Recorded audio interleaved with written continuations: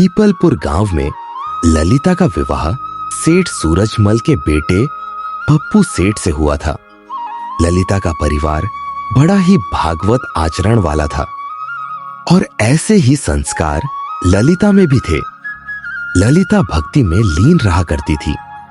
उसकी शादी को तकरीबन 8 साल हो गए थे। उसका पति जेब का बहुत कंजूस आदमी था। उसकी कंजूसी के किस्से पूरे गांव में प्रसिद्ध थे। गांव के लोग उसे अठन्नी सेठ कहते थे।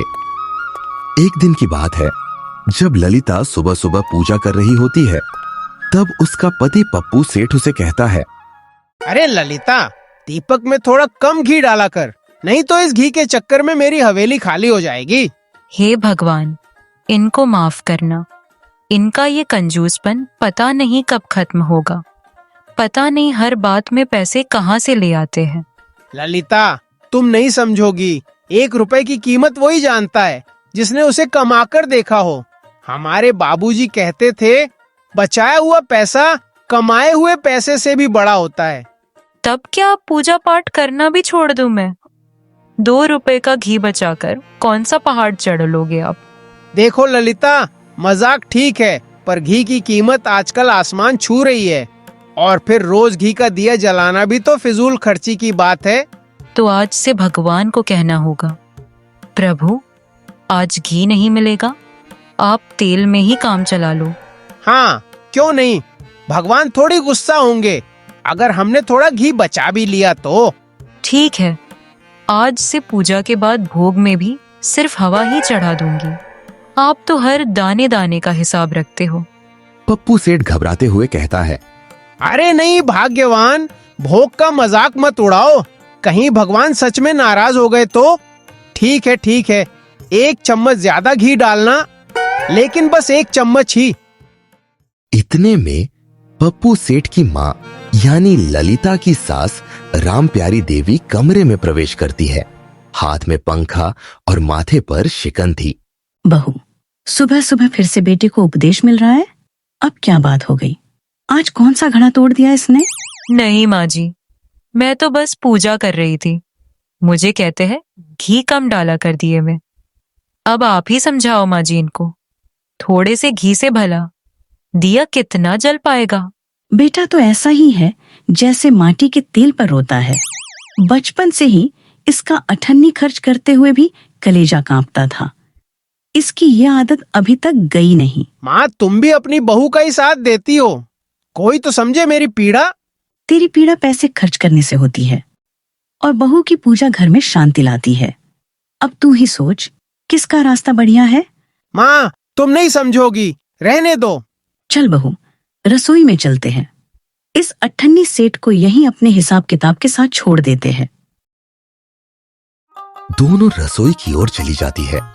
पप्पू सेठ भी अपने हिसाब किताब में लग जाता है।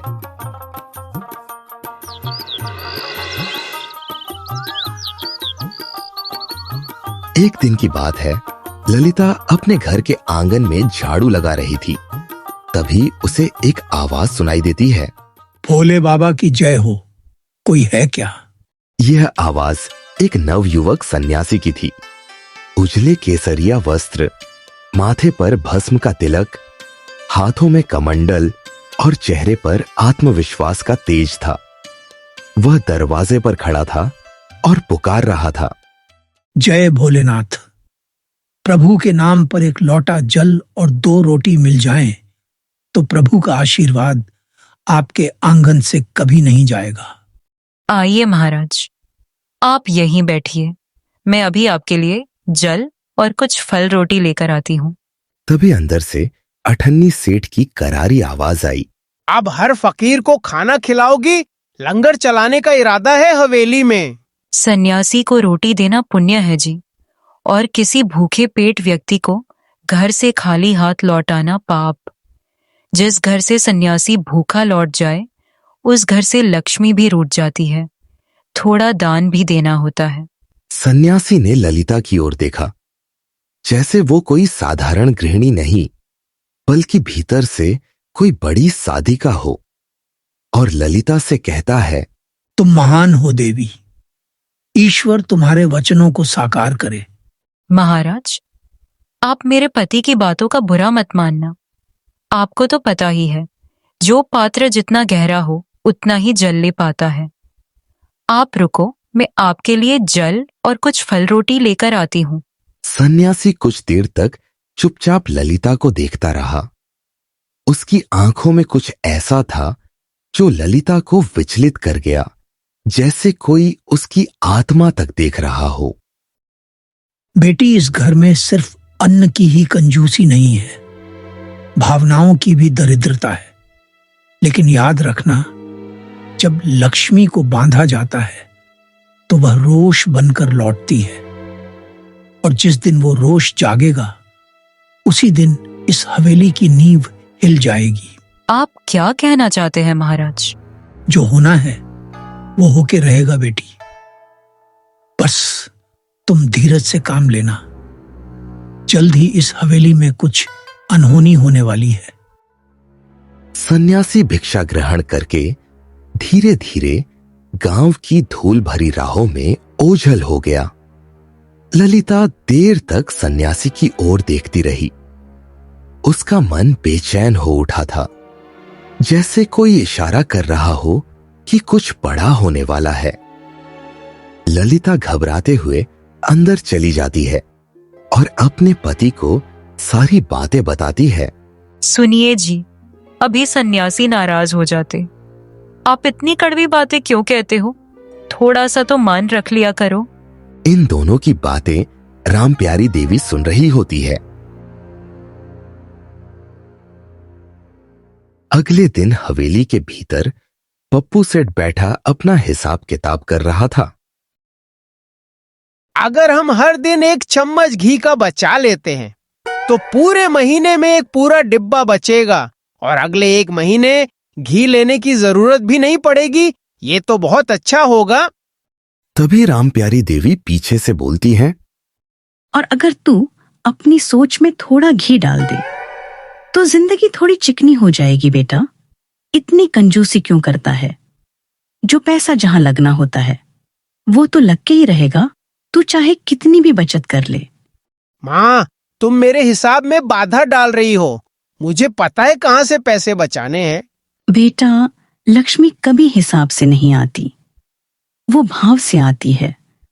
और अगर भाव में ही कंजूसी करेगा तो ना धन टिकेगा और ना तेरा हिसाब। समझा तू? वहीं दूसरी तरफ सन्यासी की बातों का असर ललिता के मन में घर कर चुका था। ललिता बार बार उसके शब्दों को दोहराती है। लक्ष्मी जब बनती है तो रोष बन जाती है। इसका क्या मतलब होगा? मुझे कुछ समझ नहीं आ रहा है। उस दिन के बाद ललिता थोड़ी गंभीर हो गई थी, लेकिन उसने कुछ नहीं कहा। अगले दिन पप्पू सेठ गांव के बाहर किसी काम से गया हुआ था। घर आते समय वह देखता है एक सादी धोती और कुर्ता पहना आदमी जमीन पर बैठा कुछ लोगों को बता रहा था कि अगर तुम मुझे पैसे दोगे तो मैं तुम्हें 10 दिन के अंदर उनको 2 गुना करके दूंगा। आइए सेठ जी, मुझे पैसे दीजिए और 10 दिन के अंदर 2 गुना पैसे वापस लीजिए।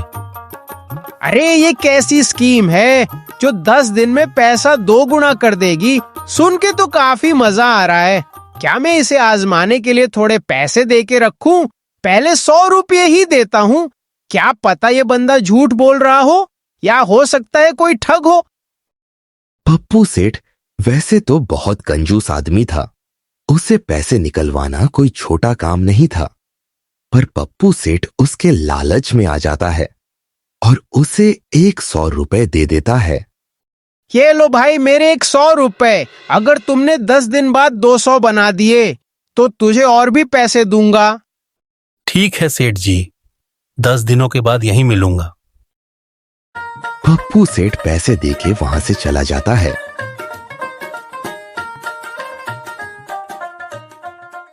वह व्यक्ति असल में कोई सामान्य आदमी नहीं था। उसका नाम देवदत्त था। वह एक चालाक, विद्वान और नाटककार युवक था जो गांव-गांव जाकर समाज सुधार के तरीके अपनाता था। उसके पास गांव के कई मामलों की जानकारी थी। पप्पू सेठ की कंजूसी और उसकी हवेली की हालत भी वो जानता था। अब उसने ठान लिया था कि इस बार अठन्नी सेठ को सीधा करना ही होगा। पप्पू सेठ घर पहुंच जाता है। ललिता देखो, मैं बाजार से तुम्हारे लिए जलेबी लाया हूँ। पूरी 100 ग्राम जलेबी है। तभी पीछे से रामप्यारी देवी कहती है, बेटा ये तो बहुत ज्यादा जलेबी है, ये तो हमसे खत्म भी नहीं होगी। 50 ग्राम ही लाता, कंजूस कहीं का। माँ तुम्हें क्या पता, जलेबी पूरे 200 किलो हो गई है। हम तीनों थोड़ी थोड़ी खा लेंगे। बेटा तू सच में अठन्नी सेठ है। पता नहीं इतना पैसा होकर भी इतनी कंजूसी करता है। कहाँ लेके जाएगा इस बेशुमार दौलत को? जितना पैसा खर्च करेगा उतना तेरे लिए अच्छा है।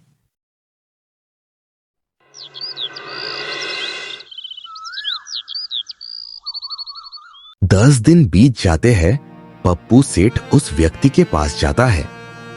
पेड़ के नीचे वो युवक एक चटाई बिछाकर बैठा था। उसके पास कुछ लोग और भी खड़े थे। तभी दूर से पप्पू सेठ आता है।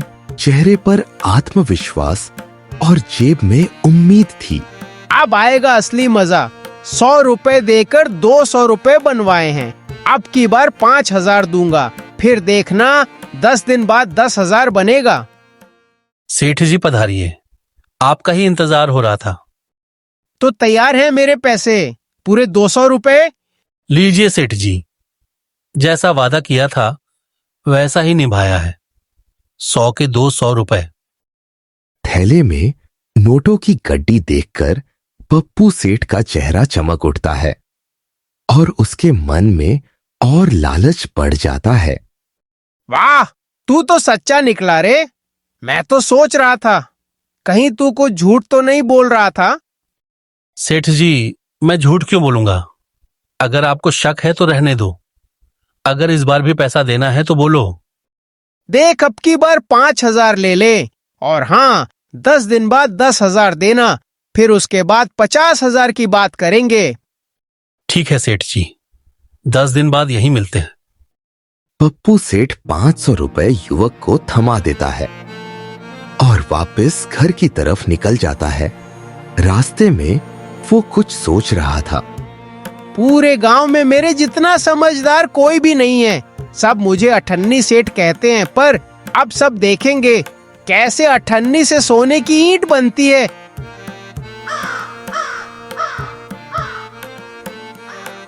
कुछ दिनों तक ये लेन देन ऐसे ही चला रहता है।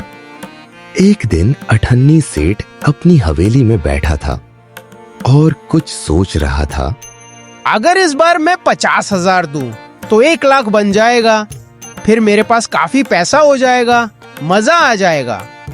इस बार अठन्नी सेठ ने उस आदमी को 50,000 रुपए दे दिए और इस आशा के साथ घर चला जाता है कि उसके 50,000 के 1 लाख बन जाएगा।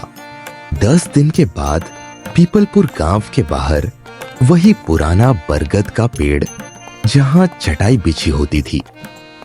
जब अठन्नी सेठ वहां पहुंचा तो उसे वो आदमी नहीं मिलता है, न वो लोग जो हमेशा उसके साथ खड़े होते थे।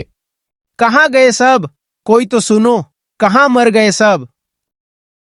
वो इधर उधर भागता है, पेड़ के पीछे देखता है, झाड़ियों में झांकता है, पर वहां कोई नहीं होता। चटाई, लोग, आवाजें सब गायब थे। पप्पू सेठ धीरे से बुदबुदाते हुए कुछ कहता है। ये नहीं हो सकता, कहीं मैं कोई बुरा सपना तो नहीं देख रहा हूँ। वो तो भरोसेमंद आदमी लगा था। पहले तो उसने हर बार पैसे डबल करके दिए थे। इस बार कहाँ गया वो आदमी? अठन्नी सेठ थक हार कर घर चला जाता है। पप्पू सेठ वापस घर आता है, पसीने से तरबदर, आंखों में डर और होंठ सूखे हुए थे। क्या हुआ जी? इतने घबराए हुए क्यों हो? ललिता, मैं लुट गया, सब बर्बाद हो गया। तभी रामप्यारी देवी कमरे से निकलती है। क्या हुआ बेटा, तुम दोनों परेशान क्यों हो? पप्पू सेठ सारी बातें अपनी माँ और पत्नी को बताता है। घर में सन्नाटा छा जाता है। ललिता एक गहरी सांस लेती है और फिर धीरे से कहती है, आप तो कभी पैसे खर्च नहीं करते थे, तो आपने इतने पैसे क्यों दिए? मुझे लालच आ गया था ललिता। उसी समय कमरे के अंदर से वही आदमी निकलता है। पप्पू सेठ की आंखें फटी की फटी रह गईं। वो वही युवक था, वही साधारण धोती कुर्ता पहना, वही आत्मविश्वास से चमकता चेहरा जिसने उसके 50,000 रुपए ली थे। पप्पू सेठ हैरान था और उससे कहता है, अरे तू यहाँ क्या कर रहा है और मेरे पैसे कहाँ हैं? मुझे मेरे पैसे किसी भी हालत में वापस कर। तभी रामप्यारी देवी अपने बेटे को कहती है, बेटा, इस पूरे खेल का सूत्रधार मैं ही थी। क्या माँ, तुमने ही इसे भेजा था? हाँ बेटा, क्योंकि तू किसी की बात से नहीं बदला, ना मेरी ना बहू की। फिर मुझे एक ऐसे इंसान की जरूरत थी जो तुझे तेरे ही लालच से हराए और तुझे सही रास्ते पर ला सके। मैं नाटककार हूं सेठ जी। समाज सुधार ही मेरा धर्म है और आपकी कंजूसी अब सिर्फ घर की बात नहीं रही थी, ये एक बीमारी बन चुकी थी जो आपकी आत्मा तक को जकड़ चुकी थी। आपको इस दलदल से निकालना जरूरी था। तभी ललिता धीरे से कहती है, माँ, तब क्या वो सन्यासी भी इसी नाटक का हिस्सा थे? हाँ बहू, वो भी एक नाटक था, मगर तुम्हारे शब्द, तुम्हारी भक्ति और तुम्हारा भाव असली थे। तुम्हारे जैसे प्रेम से भरे हृदय को देखकर ही मुझे यकीन हुआ कि अठन्नी सेठ को बदला जा सकता है। तो मेरे अपने ही मुझे सबक सिखा रहे थे। क्योंकि मैं तुझे खोना नहीं चाहती थी बेटा। पैसा कितना भी बचा ले, अगर घर वालों की आंखों में प्यार नहीं देख सका तो वो दौलत किस काम की। देवदत्त ने धीरे से थैला पप्पू सेठ के सामने रखा। उसी थैले में पूरे 50,000 रुपये थे। ये रहे आपके पैसे। मैंने इससे एक पाई भी नहीं ली है, लेकिन अब फैसला आपका है। आपको कंजूस बन के रहना है या एक दानी सेठ का जीवन जीना है। पप्पू सेठ ने पैसे की ओर देखा, फिर अपनी मां की आंखों में और अंत में ललिता की मुस्कुराहट में, और कुछ देर बाद पप्पू सेठ बोला, अब से इस हवेली में दिया घी से ही जलेगा और रोटी हर भूखे को मिलेगी। मैं अब अठन्नी सेठ नहीं, एक दानी सेठ बनना चाहता हूँ। रामप्यारी देवी और उसकी पत्नी ललिता यह बात सुन के बहुत खुश होते हैं और रामप्यारी देवी कहती है, अब आया असली घी जिंदगी में बेटा। सब हंसते हैं।